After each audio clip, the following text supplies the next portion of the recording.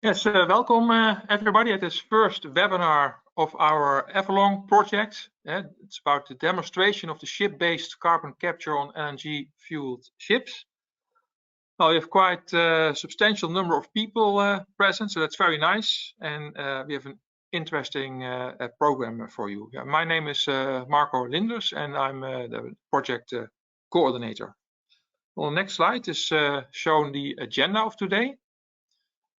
First, the welcome and housekeeping. Then we will go to talk about the several work packages. Juliana will talk about our capture prototype, followed by Ranhild about ports and interoperability. What are you going to do with the CO2? Johan will talk about onboard integration of the capture system. Lavinia will talk about life cycle analysis, and then Eric will close with the safety aspects and regulatory framework. And then we will have time for some questions and announcements. But before doing so, Richard has some housekeeping announcements.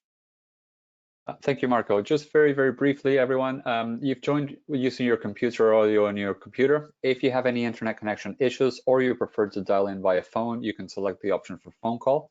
Also, in the email that you received, you will have dial-in information for your local country to dial in if you need to. To participate in the webinar, you'll be able to send chat questions on the Q&A. So you have a Q&A panel, so you can enter your questions. If you can, please address a speaker or say what speaker you're addressing your question to, and that will help Marco during the Q&A. Finally, today's webinar will be recorded and you'll be able to see it back on our website at everlongccus.eu. Thank you, Marco. Thank you, Richard. Yeah, first, I would like to thank our partners. We have 16 partners in the project. So thanks very much for their contribution. And also on the next slide, our funders. That's shown here. We have actually partners from 5 countries: the Netherlands, Norway, Germany, the UK, and the USA. So they are greatly acknowledged for their funding. Well, the objective of our EverLoNG project is to accelerate the implementation of ship-based carbon capture. And how are we going to do that? Well, we're going to do that by demonstrating ship-based carbon capture on board of LNG-fueled ships. We will do that on 2 ships. Further, we will optimize the integration of these systems on existing ships. We will facilitate the development of the full CCUS chain. What are you going to do with the CO2 once captured? You have to offload it and things like that. And we will work on the regulatory framework. And all these aspects, well, will come in more detail in these presentations, in the next work package presentations. And we will start with the first work package presented by Juliana. Thanks, Marco. Let me just stop. You can see me now. You also hear me. So the first work package in the EverLoNG project is about demonstration of ship-based carbon capture on board of LNG fuel vessels, as Marco mentioned. And next slide, please. And yeah, so we have 2 vessels that engage in this project. One is the Sleipnir, that is a crane vessel from Herema. They're also partnering the project. And the other vessel is LNG carrier that is chartered from Total Energies. That's also another partner in the project. So 2 very different vessels where we intend to demonstrate this technology. And what links these 2 vessels is that they both run on LNG as a fuel. Next slide, please, Richard. So in the demonstration team, we have different partners in there. So I would also like to acknowledge and thank the partners who are participating on this. Next slide, please. And yeah, so we are about capturing CO2 capture on board. That's the whole focus of the project. But I think it's also important for us to decide to establish how we're going to do that. And this is something that we had to make some decisions also when putting the project together. And we decided to go for a known technology, right? So we are going to do CO2 capture on board using solvent-based technology, using amines in there. And this is because this technology is quite well known. There is a lot of experience with this technology on, call it onshore industrial systems. So it has been since the 1990s researched for post-combustion CO2 capture, and there are already plants operational in the power sector and the waste energy sector, for instance. And then we can relatively easily then translate that knowledge into the maritime sector. The solvent of choice is 30 weight percent monoethanolamine, also because of the body of knowledge that is available for this solvent. This is a first generation solvent, so it was actually developed back in even in the 1930s, when this kind of solution was then being used to remove CO2 from natural gas, for instance, in terms of specifying natural gas in oil and gas platforms, in refineries, and so on. And it is very well studied also in the post-combustion industry, also in generalizing this a little bit. So there's knowledge available from other industries, but there are also knowledge gaps for the shipping industry that are related to first of all, the effect of ship motion on this technology. So in this technology, we have columns where the liquid and the gas needs to contact each other well, and of course, with motion, there is that could be effects to this contact. So we want to have an evaluation about that. And of course, there are different gas impurities that will affect the solvent maybe differently from what we see onshore, because the shipping industry have particular exhaust gas impurities in there. And just to give an example of what we could be looking into is the NOx content and exhaust gases from ships. Even if we go towards tier 3 vessels, it is relatively high when compared to onshore installations. So these are the things that we want to look into in this project and learn then from. Next slide, please, Richard. So we started the demonstration of this technology back in December 2021. So it was one of the initial tasks in the project. And we had a little bit of a hiccup in there because it was COVID time. So that really hindered us from doing what we wanted to do, which was to actually be on board of one of the ships with the relatively small scale plant that you see there on the right side of the figure.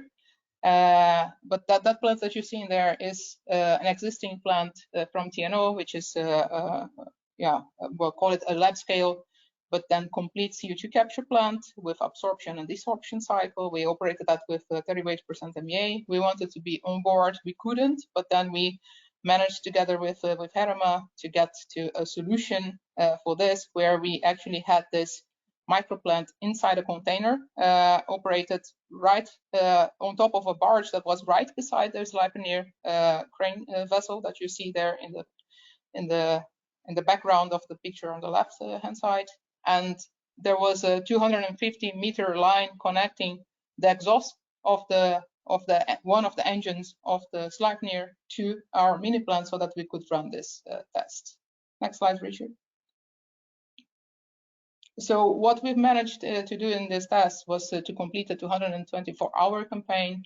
We demonstrated that the capture rates were as expected. Also, the inlet volume percentage of CO2 was as expected for the engine that we were dealing with. The capture rates here are not that big, but of course, this is a small-scale system that we were first testing with. So this is a limitation of the system itself. But we also did some on-site gas analysis for the impurities that generated some design handles that we then used to design the actual EverLoNG prototype. And then next slide, please, Richard. So the design of the prototype then followed that and took the learnings from that initial demonstration in there. The capacity is set at 250 kilograms per day of capture, and that is what we defined as a minimal size, so that we can answer the knowledge gaps or the research questions that we have for this project. The system is capable to have heat integration with the exhaust gas, or to draw heat from the exhaust gas to regenerate the solvent. It not only has the capture part, but also the liquefaction part, and then CO2 is liquefied at 15 bar G, and then at around minus 27 degrees for that. And there are storage tanks for the liquid CO2 with capacity of 20 cubic meters. It's also designed to have as little interface with the ship systems as possible to facilitate demonstration on multiple ships. So of course, in this project, we want to demonstrate into two ships, but the unit will also be ready for further projects to be demonstrated in other ships. We use a commercial software tool for this design, and these models were previously validated for MEA using real plant data from the other industries, as I mentioned. So there's a lot of knowledge that already goes in there, and de-risks this demonstration that we want to do. With that, we did sizing of the equipment, heat and energy balances, and calculated the utilities demand. And then please, next slide, Richard. And this is how the initial design of the plant looked like. So you see three different containers in there. So the CO2 capture part, the liquefaction part, the control room, and a smaller CO2 storage tank. This one is actually 10 cubic meter that you're looking into. But then, of course, the design is also, and the engineering phase is also like there are iterations in there. We did some iterations. And then next slide, please, Richard. This is how it ended up looking like. So you see three different pictures in there. So the idea of the three different containers remained the same. The container that contains the storage vessel actually became bigger. So we went to this 20 cubic meter storage in there. And then in the first container that you see, so the container is a black part on the bottom. And then the columns are mounted in a skid that can be easily mounted on top of this container. So it's a plant that can be transported easily. The construction phase is nearly complete. We have done a comprehensive HAZOP session led by Lloyds that also helped with these iterations in the design. Commission planned for June, and then installation on board of the first ship that will be the Total Energies LNG carrier in July this year. So exciting times for us. Next slide, please. So the planned work for the 18 next month. So we are right in the middle of the project with building this and so on. So we will run the campaigns on board. That's going to be the most exciting thing in the project, of course, when it comes to work package 1. And then next slide, please. And just a picture of the two vessels that are going to be receiving this implementation. And yeah, we see also from the pictures that these are two very different vessels. As I mentioned, one is a crane vessel, the other one is an LNG carrier. And this will also mean that, okay, they have different operational profiles. And this also has impacts on they have different after treatment for the exhaust gas system. This has different impacts on how this CO2 capture plant will operate on board. So this is all things that we will be investigating in the coming 18 months with these two campaigns. We'll also be not only monitoring the functioning of the plant, but we will also be taking solvent samples over time. And then with these solvent samples, we will evaluate how the solvent behaves over time. So how does it degrade? And what is the impact of the different impurities in the solvent behavior. With that, we can then devise solvent management strategies to be used for the implementation of ship-based carbon capture in large scale, in large fleet. And we will also be looking into, of course, the performance of the system as a whole, and then deliver this data to the studies of full-scale implementation. So that's in a nutshell work package 1. Next slide, please, Richard. I think that's just a thank you slide. So thanks everybody for listening to this, and then I guess we go for the next part. Thank you. Yes, hello. My name is Ragnhild Skagestad. I work in SINTEF, and I will present work package 2, which is the full CCUS chain integration. Next slide, please. So just a bit of background first. The shipping industry is responsible for around 940 million tons of CO2 each year, which is at least 2.5% of the world's total CO2 emission, and it's growing. So there are lots of reasons why to try to reduce this emission, but one of the main reasons now would be that the maritime transportation will be included in the EU ETS from 2024. So now the industry is forced to do something with the emissions to reduce the cost. And we see that ship-based carbon capture is one possible solution to decarbonize the maritime sector. Next slide, please. So opening up for this ship-based carbon capture, we saw that there's a lot of questions, and EverLoNG is trying to solve some of them, not all, of course, but we see that Juliana talked just now about the CO2 capture, and it is we need to know the volumes, we need to know the energy supply, what kind of space available are there on the ships, when we have captured it, how to handle it on the ship. Should it be liquefied, compressed, should it be stored, should we have purification equipment on board the ship or at the port? And when coming to the unloading, what kind of equipment are needed in the port, and how can that equipment handle ships of different sizes and different design, and which harbor should have this equipment? Also for the ship owners or the transporters, the time for the unloading, is it possible with container swap? Can we reduce the time consumed for the unloading of the CO2, not to have any extra time at port? And of course, we need to look at the energy use and heat integration on board the ship. Is it possible to utilize some of the excess heat at the ship? And the environmental footprint, of course, important. We don't want to emit more CO2 than we actually capture and transport in the process. And by the end of the day, the cost is very important for all to compare this to other CO2 emission reduction measures. Next slide, please. So EverLoNG will not focus on all of it, and work package 2 will not, but our main objective is to focus on the offloading strategies. And we want to establish guidelines for the CO2 shipping interoperability. We would like to invest port readiness and CO2 specification needed. And then we try to compile this into a roadmap towards a European offloading network to see how the harbors and the infrastructure can work together to actually make a complete network of this technology. Next slide, please. Next slide, please.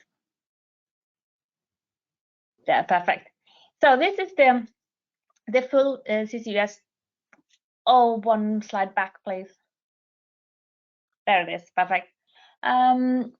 We are focusing on the whole chain here, starting with the capture on board the ship, and then we have the logistic at the port, the CO2 utilization, if we're going to use the CO2, or to a geologic storage site if we want to store it. And in the heart of this is the CO2 at the port, and we have therefore in our work up to now focusing on the port and the offloading itself. So next slide, please. There's a lot of things going on the port because we have liquefied CO2 coming from the ship and into the port. And when the CO2 is in the port, we need to have intermediate storage. We need maybe purification facilities. Maybe we need conditioning like compression or temperature changes. And then we need to have transport to end users or storage. We also need, if we use solvent-based technology, capture technology, we will have degraded solvent. So the port also have to receive this solvent. You have to reclaim the amine. You need to store it, and you have to have transport for amine for disposal. We also need to have fresh produced amine available to be unloaded into the ship. So there's a lot of things going on at the port, and of course the space area available at the port is quite important. Next slide, please.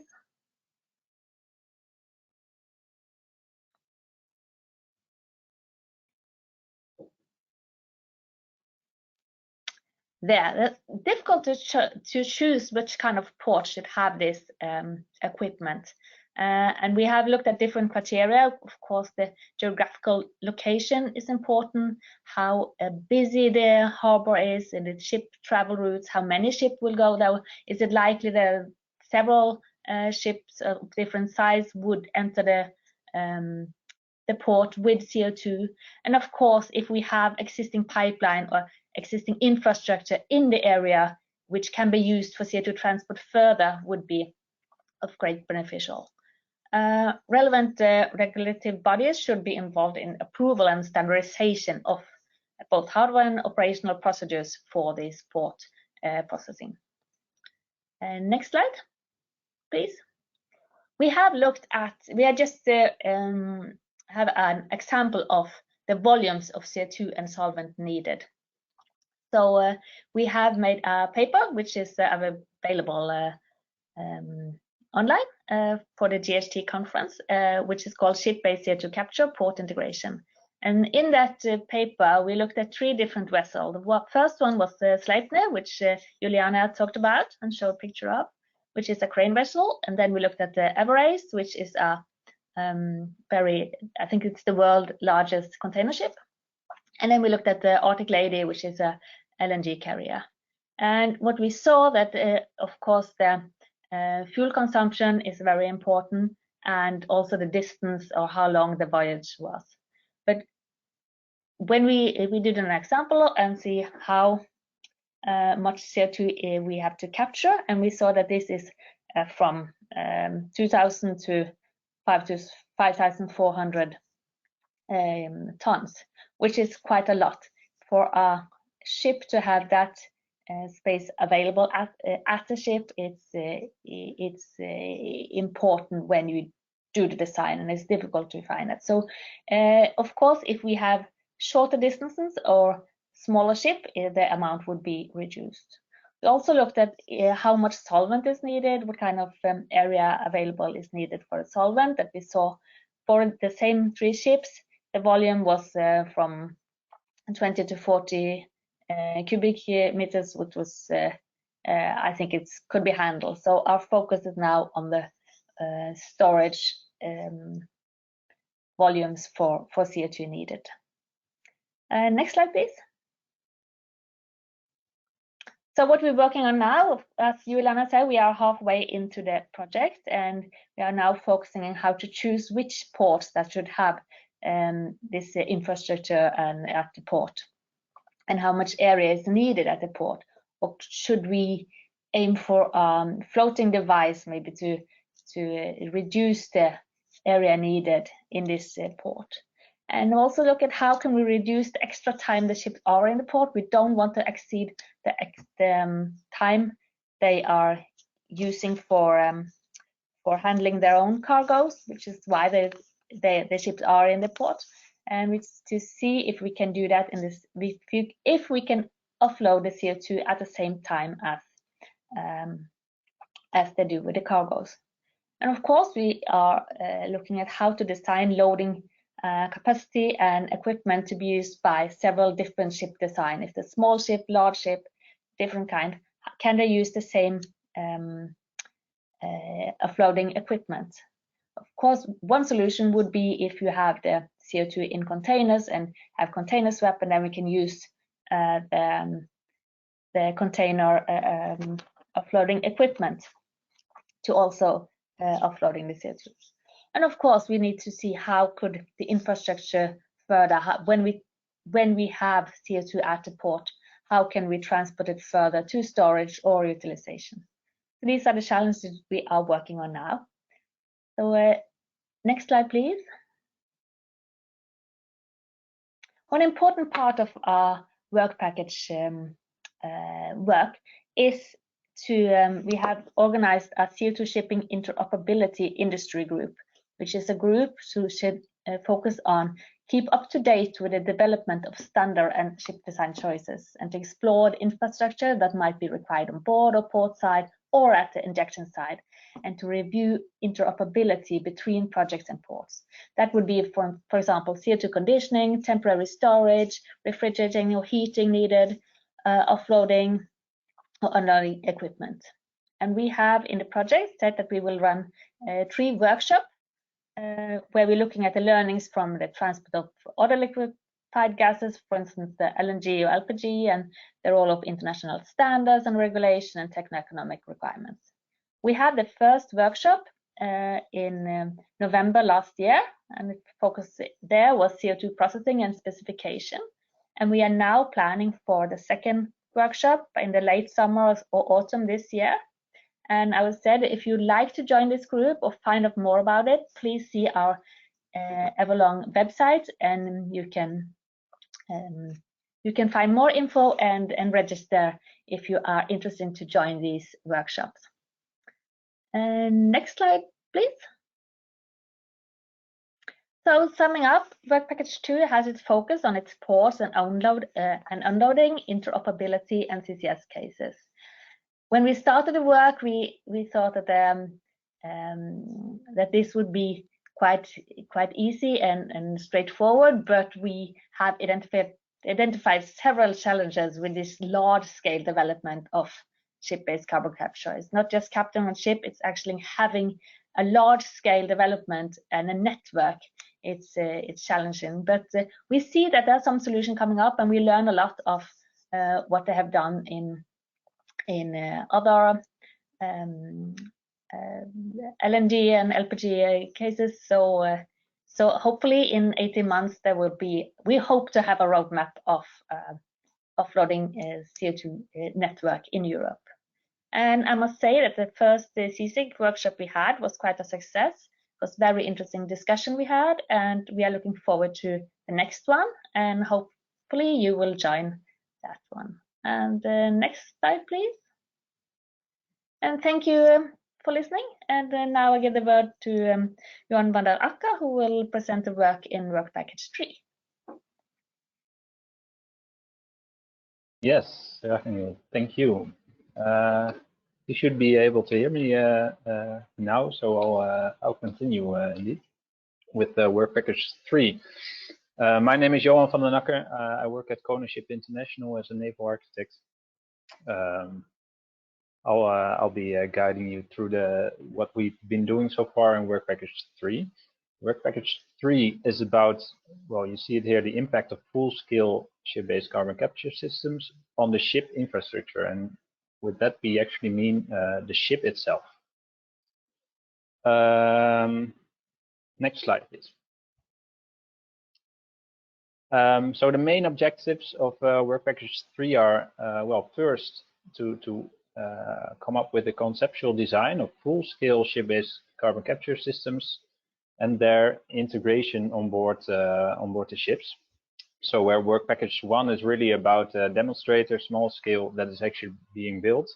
We're not actually building something in Work Package 3, but we're doing the conceptual design of the full-scale system on the ship.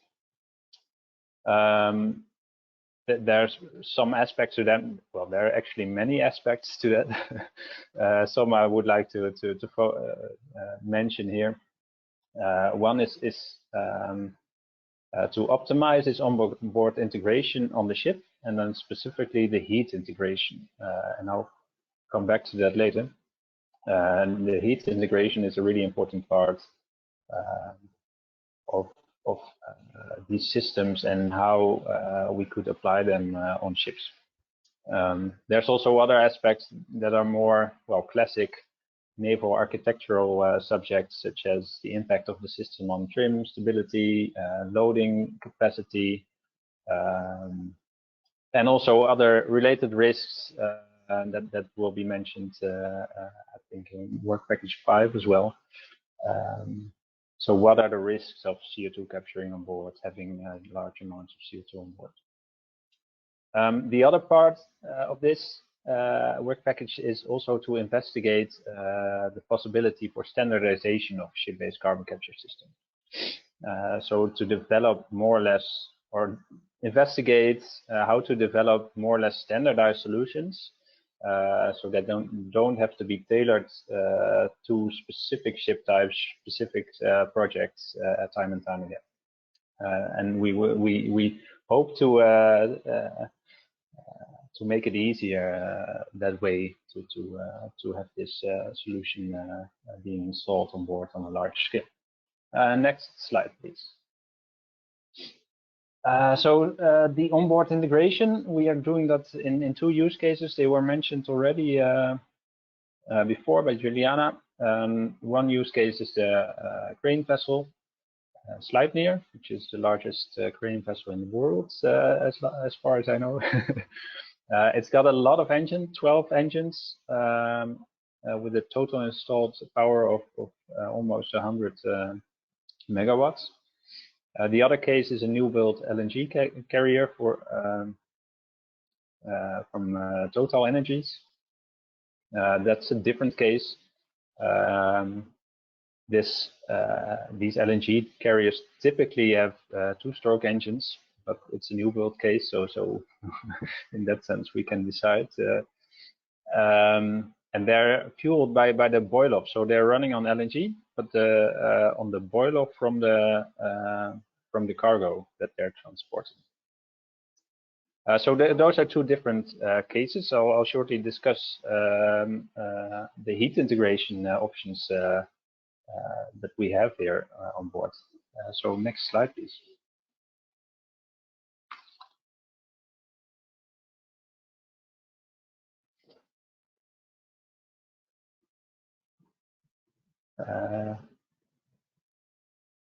I don't see, yes, there it is. Okay, so the idea of the heat integration is that the processes that we are trying to apply on board, they require energy. On the one hand, the capturing of the CO2, without going into the details, we need heat for that. And our plan where to get that heat is not by adding an extra burner or something like that, but to recover it from the exhaust gas. So that's step 1 of the heat integration. The other part of the heat integration, and I'll come back to the 2 on the next slide. The other part of the heat integration is that once we have captured the CO2, we have to store it on board, and for that we have to compress it and liquefy it. And the liquefaction it requires cooling, so we also need to get rid of heat. And for that part, we plan to use the vaporization of the LNG, so the energy that we need to put in there to get it to the engine. We're planning to use that for the cooling down of the CO2. Next slide, please. So for the first part, the heat integration, the heat recovery from the exhaust gas, we are studying 2 different cases. So the 4-stroke engines from the Sleipnir and the 2-stroke engines from the LNG carrier. It's mainly about 2 questions. One question is how much heat is available in the exhaust gas. So that's actually relates to engine efficiency. How efficient in the end is the engine, and how much heat gets lost through the exhaust gas. And that is something that's, well, it's not exactly the same for all engines, but it's in the same order of magnitude for many engines. Another important aspect there is at what temperature is this heat available. And that depends on the engine. So what we need for the process is high temperature heat. Come back to that. And then it helps a lot to have high temperature exhaust gases. Typically, the 4-stroke engines of the Sleipnir, they typically have high exhaust gas temperatures, so a lot of recoverable heat for our purpose. But the 2-stroke engines from the LNG carrier are a different story. Next slide, please. Here we illustrate that. So the Sleipnir, you see on the table on the right, as indicative quite high exhaust temperatures, and they allow for capture rates of 90%. You have enough heat available there. The two-stroke engines, and then we see different configurations here.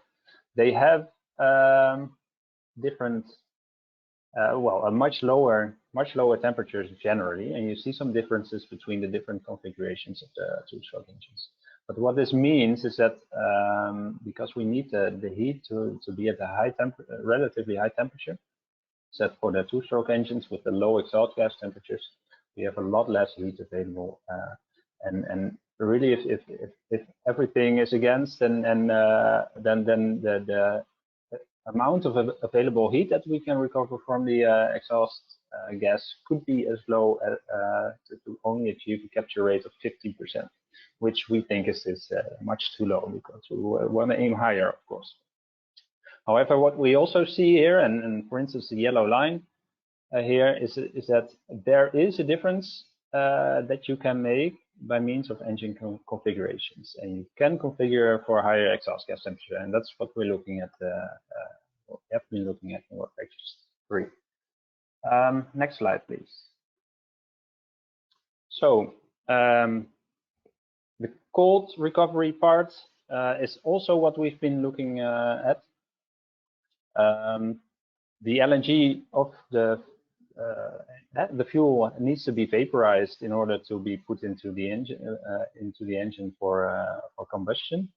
And this vaporization, we're using that for the cooling down of the CO2. So we don't need external refrigeration capacity, or at least as little as possible.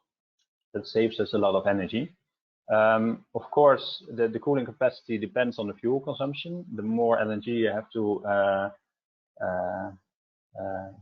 combust, the more you can vaporize and use that energy. But there are also other factors that we've been investigating, such as the condensation pressure of the CO2. So at what pressure do we condense and store our CO2? And it's at the lower the pressure, the further we have to cool, so the more cooling energy we need. How well are the LNG tanks insulated? How much boil off do we have? Because if LNG is already vaporized in the tank, we can not vaporize it anymore. Other things such as engine load and the freezing point of the coolant. I see I don't have a lot of time left. These are all to be assessed quite carefully. Also here, the liquefaction capacity, if you do it wrong, you only have a liquefaction capacity of 50%, but it could also be as high as 80% based on the different parameters. Next slide, please. Some other things we are doing here and are very important in WorkVectors 3, the optimization. For that, we need the analysis of the operational profile of the ships. For instance, the Sleipnir, it has 12 engines distributed among different engine rooms. And we need to analyze them on all different levels. So on the power plant level, on an engine room level, and for a single engine level. And they all have their own relevance for the different parts of the system, which is pretty complex. Next slide, please. Some other aspects, what we are looking into, I don't go deep into that here, but we're also looking at, can we combine the exhaust gases from the different engines into one capture system, and how does it relate to, for instance, the redundancy requirements of the vessel? Sleipnir is a very important example there. What are the safety implications? But that's something that will be discussed, I think, more when Eric talks about WorkVectors 5. How do we control the condensation pressure, and how do we do that with dynamic engine loads? And if we need external cooling capacity, how do we do that? Do we also want to capture CO2 in diesel modes? So those are all aspects that we're also looking into. I see I don't have much time left, Marco, so I think we'll continue to my final slide, 2 slides ahead. So we're almost there.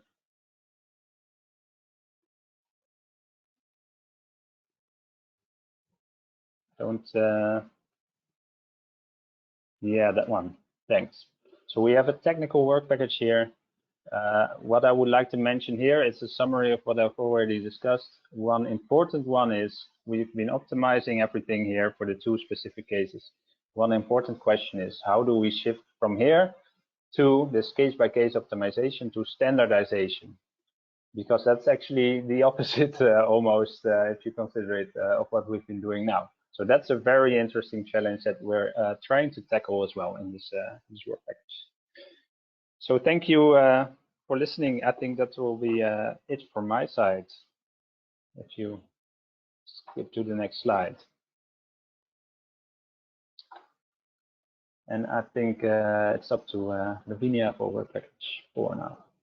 Yes. Yeah, thank you, Johan. Yeah, let's jump right in. My name is Lavinia Reitz, and on the first slide, so the next slide, I would like to give you a quick overview of work package 4. It is divided in 2 parts. It's the LCA and the TEA. I'll quickly introduce both to you. On the left, you see the LCA life cycle assessment, which considers emissions and resources used for any product in general, and then infers from this the impact on the environment, quantified in impact categories such as global warming potential, resource depletion, acidification, and many more.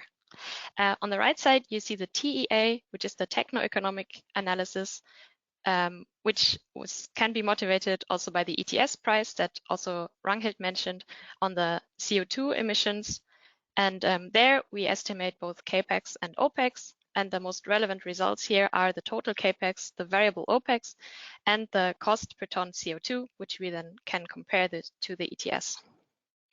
Overall, the goal for work package 4 is to verify the targets for the full-scale ship-based carbon capture. On the environmental side, this would mean 70% CO2 emission reduction, and on the economic side, this would mean keeping the costs below 100 euros per metric ton CO2. Next slide, please. Here I want to quickly introduce you to the concept of life cycle assessment. On the left, you see a typical life cycle of a product, starting with the natural resources, going through all stages until the end of life and waste. And all of these steps can be described by material and energy flows to and from the environment, but also in between the different stages. And quantifying these flows is what we actually do in a life cycle assessment inventory analysis, which you see on the center right. If we then combine this life cycle inventory with environmental models, then we can get back to the impact assessment part, so the environmental impacts that I mentioned before. These 2 are the core parts of life cycle assessment, but we need to give them a framework to live in, and this is the goal and scope definition. And all of them are combined with constant interpretation, looking for limitations and better data, things like this. So on the next slide, I want to show you one part of the goal and scope definition, which is defining the system boundaries that we look at. You've seen a version of this picture already in the other talks. And here, just to quickly go through it, we start with the ship and the integration, going to the port side, offloading and transport, to storage and use cases. For LCA, it's also relevant to include any upstream processes that might contribute to the environmental impacts. This could mean, for example, the fuel that is used in the ships that has to be transported to the ships first. And there are emissions that we need to consider there as well. On the next slide, I introduce quickly the benchmark that we're looking at. So this is the ship that we're talking about, and the benchmark is now only the input, the fuel input, and the output, the emissions that we're looking at, which are the material and energy flows that I talked about. We're not looking at the construction or the end of life of the ships, because we want to compare this benchmark to the ship-based carbon capture integrated ship, which is still the same vessel. So it would be on both sides equally, and we can drop this information. So on the next slide, you see included the capture unit. And here on the input side, we then need to consider anything that is relevant for the capture unit in principle. Supply of materials, manufacturing, also operational materials like the MEA, and additional fuel used for the operation of the capture unit. And on the output side, you see graphically that the CO2 emissions are reduced. So this is, in a nutshell, what LCA does for the on-ship example. Now, on the next slide, getting back to the complete complete system boundaries, we see that for the Sleipnir in contact with Work Package 3, we could already define very well the benchmark system and are currently working on the description of the capture unit. And there we're in contact with Work Package 3, and as their simulation progresses, so do we, basically. Until the end of this year, on the next slide, you see that we are planning to include both the port integration and storage pathway in contact with Work Package 2. And then to complete the picture again, on the next slide, you see that next year we will then include also the use cases that are discussed. I hope I could give you a quick overview of the lifecycle assessment approach. And even though this was very LCA focused, keep in mind that any progress we make is also progress for the TEA. Input on equipments that are used can then be used for costing estimations. So on the next slide, thank you for listening. And then I hand over to Eric and Work Package 5. Good morning, all. Yeah, my name is Eric Vroegrijk. I work for Lloyd's Register. We've been looking at the regulatory framework for ship-based carbon capture, and I decided to start my presentation with a massive spoiler alert. Can we do it? Yes, we can. And the main question I actually want to answer in my presentation is, why do we state that? So if we go to the next slide, a very quick recap of what Work Package 5 is about. It's all about the safety challenges with ship-based carbon capture and how these alternative designs and arrangements fit and can be implemented on board ships. And our main goal is to disseminate this knowledge across the international bodies to really get these systems on board safely. A quick note, class and regulatory approvals are beyond the scope of this research project. So what we're doing as a classification society here is really in an advisory role. And that is not only for LR, but also is for BV and DNV, who also are partners in this project. Next slide, please.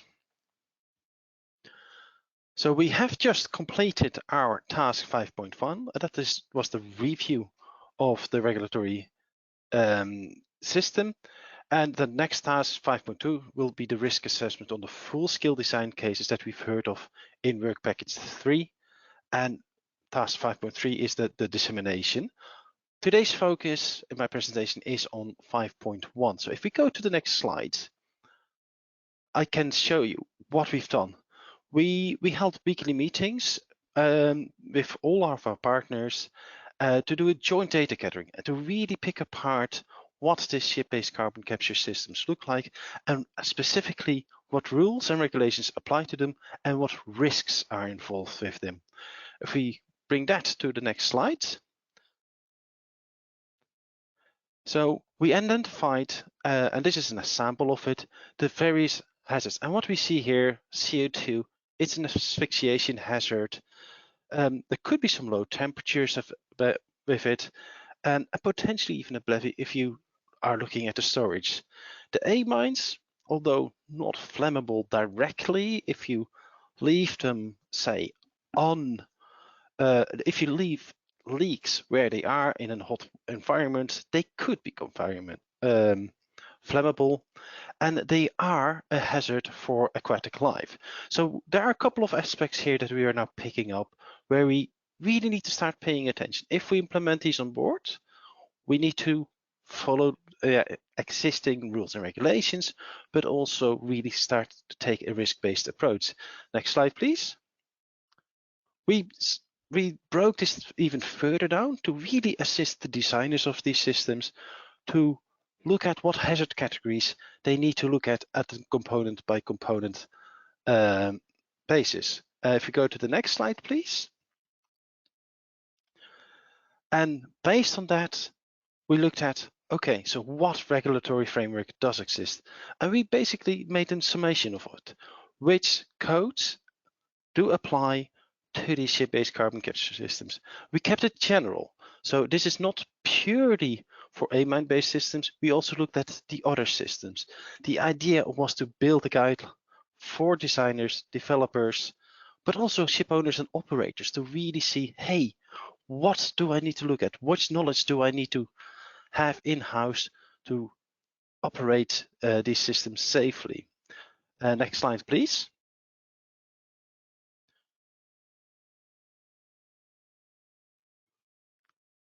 And then last but not least, the international bodies. What are they doing at the moment? We know that IMO has special committees at the MEPC. IX is looking quite in detail into this with specialist work groups. We now have rules for ship-based carbon capture from ABS, BV, and LR, and we know that DNV is about to publish them later this year. We've heard that the EU emission trading system, the ETS, has been adopted, and that the the potential issues with the London Protocol have been resolved. So ship-based carbon capture can be done in terms of the available regulatory framework as well as the existing rules. Next slide, please. And this is really to showcase why we're saying this. So the technology used is on the left-hand side. We can see in terms of the application area that we only have two really new areas. That's CO2 recovery and that's solvent regeneration. We haven't seen this used on board ships, so that is really where the challenges lay. But the technology status, on the other hand, is proven. So we can confidently say, yes, we can do this. Next slide, please. So the next part of task 5 was, what are the major hedges if we have large volumes of CO2 on board? We have just seen in the previous presentations somewhere between 2,000 and 5,000 tons of CO2 on board at relatively higher pressures. So what happens? What can we provide now as a work package to designers as well as reviewers to give a good handle on what can they expect in terms of risks? So we've decided to create some engineering diagrams based on gas dispersion analysis. Next slide, please. And where we looked at different release scenarios for a large range of storage pressures as well, but we've identified the gap there.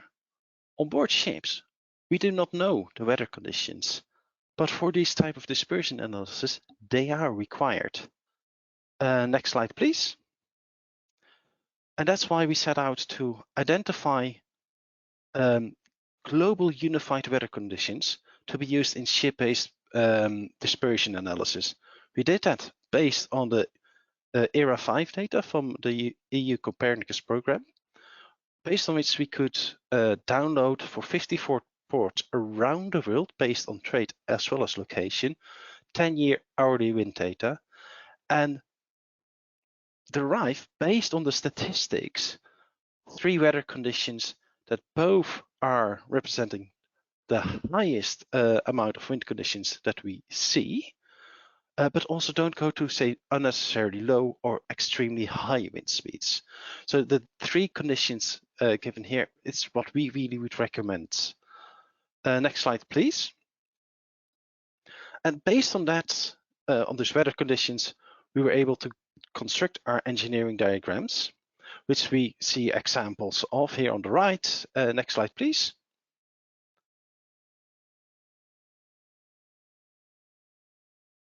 Next slides, please.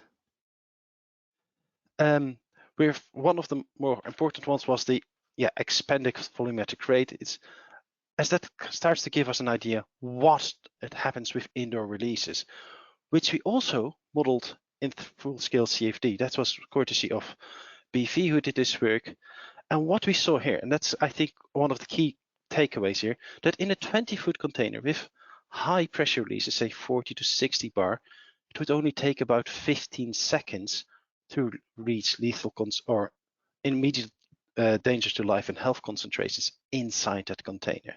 So last slide, please. So summing up, yes, we can do it today. The risks are credible, so they need to be carefully assessed, but the information is there. So I've got a very nice update where it states below here that the report can soon be downloaded. It actually is online now on the address below. Please go, read the report, download it, and ask any questions that you like. We're here to help. Thank you very much. Over to you, Marco, for the Q&A session. Yes, thanks, Eric. Well, we have indeed received a few questions, but before going there, I would like to thank all the speakers, including myself, for this webinar. But also, I would like to thank all the attendees and also for the questions. And before going there, I also would like to mention that hopefully we see you next time in the next webinar, which is then about really the campaigns, that we have really results of the first campaign of CO2 capture on board ships. That would be very nice to show to the audience. Well, let me see, going to the questions. We have a question on the specific energy consumption targets to achieve with the design amine capture plant. Maybe Juliana, can you say something about the energy consumption? Yes, thanks, Marco, for the question. So yeah, so this is, as mentioned, we are in this project working with MEA, and then and the exhaust gases that we are considering have between 3 and 4% of CO2 in the exhaust. So if we optimize the system for minimizing the energy penalty, so what MEA can give us in that range is around 4 gigajoules of energy needed per ton of CO2 that is captured. So that's what MEA can do. That's not necessarily the target for the different designs. As Johan was mentioning, we have different vessels that are being considered, and now we are doing this design on vessel by vessel basis. And what we are looking into in EverLoNG is how to better integrate the CO2 capture system on board of the vessels that we are considering, and that it could be that depending on which engine is in there, and that will impact the temperature of the exhaust that is needed. So more energy could be available than even like what is demanded for the MEA system, and then we could design the system a little bit away from its optimal, and that would mean then there is a trade-off between OPEX and CAPEX, right? And that could mean that, okay, well, we make maybe the absorber column a little bit shorter, we save a little bit on the CAPEX side, and then we compromise a little bit on the OPEX side. That means more energy demand in there. But of course, whenever the vessels are deriving this energy from burning extra fuel, then that's not a very good thing to do. And then we will then design the system towards more optimal, so the minimum energy demand. And then in this case, we're bound to whatever the MEA system can do, which is around this 4 gigajoules per ton of CO2. Okay, thanks, Juliana. I think I have now 2 questions for Johan. Johan, what is the cooling medium you are using in liquefaction of capture CO2 in the vessels, and how it differs energy demands? Yeah, the cooling medium. Good question. We've been looking at different media. The one, most common one is water glycol mixture. And that's also what's at the moment already being used, for instance, on the Sleipnir for vaporizing the LNG. So that's one However, there's only a limited temperature that you can reach below 0 with water glycol. So for that reason, we're also looking at different cooling media that might have a lower freezing point. But yeah, there are several being looked at. Okay, thanks, Johan. About cooling, there's also a question about the heat integration. So was an additional auxiliary boiler, was it not considered for heat integration or heat regeneration? Yes. Yes, it is. It is considered. The big drawback there is technically, of course, it's possible. The big drawback there is that yeah, the additional boiler needs to be fueled, and yeah, that adds extra fuel consumption. So we really are trying to use as much heat as we can that is already there. And in a worst case, yeah, for instance, if you have a ship running on diesel, if I extrapolate to another case, yeah, you don't. It's a different story, but for the heat and the two-stroke engines, it is possible to add an auxiliary boiler, but it also adds a lot to the fuel consumption. So we prefer not to. But yeah, we look at it as well. Actually, Johan, there's another question coming up for you. It says LNG carriers have main propulsion engines 2 strokes, and dual fuel generation has 4 strokes.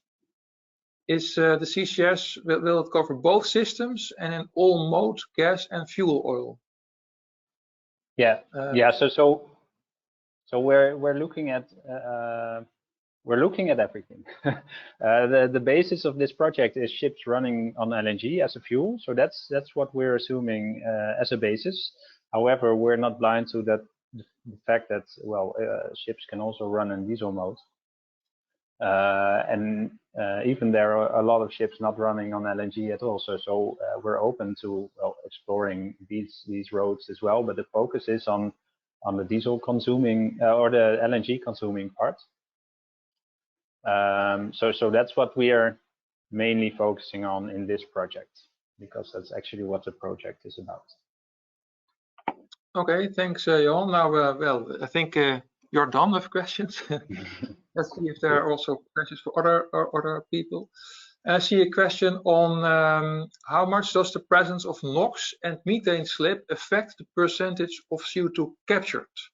Well, maybe Juliana can comment on that. Yes. So first, going into the methane slip. So the solvents that we are considered, they are inert towards methane. So methane slip will not affect directly like that CO2 capture. But of course, methane slip is connected to the NOx content. So if you tune your engine to have less methane slip, then you're going to have more NOx in there. Just putting it in a very simple term in there. And NOx, particularly NO2 in that NOx, is something that reacts with the solvent and causes degradation.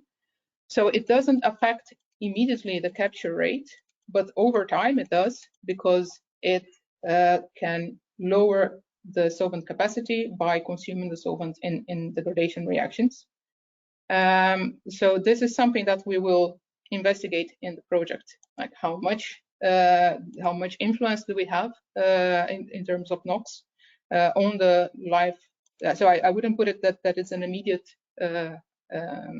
effect on the capture rate. So if you design the system to capture 90% or 70% of the CO2, the system will be able to deliver that, but it will have an impact on the lifetime of the solvent and on how often do you have to do the cycles to clean the solvent. So that's what we will be researching also within the project. So right now I don't have an answer to you, but hopefully when we are towards the final webinar of EverLoNG, then we might have a way to quantify that.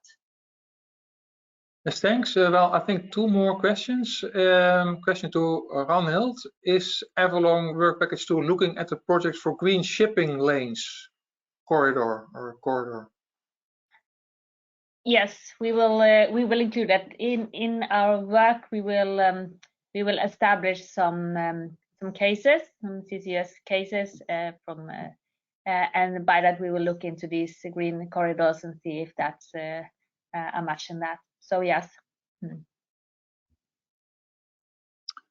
Thanks. Well, I see one final question again. Johan, you are the one who won the number of questions. Do you consider to use heat pump or using the direct flue gas to heat up the reboiler?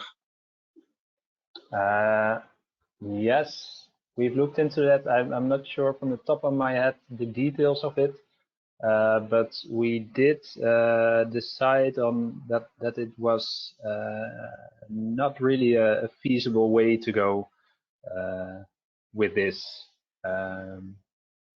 system. We looked into it briefly. I don't know from the top of my head what the results were. What I do know is that, well, systems become a bit more complex as well if you add things like this. So that's one drawback.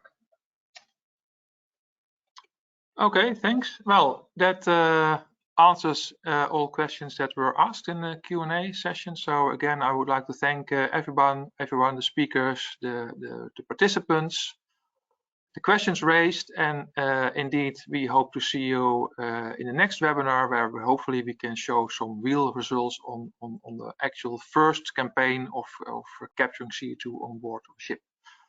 So thanks again everybody, and well, see you next time.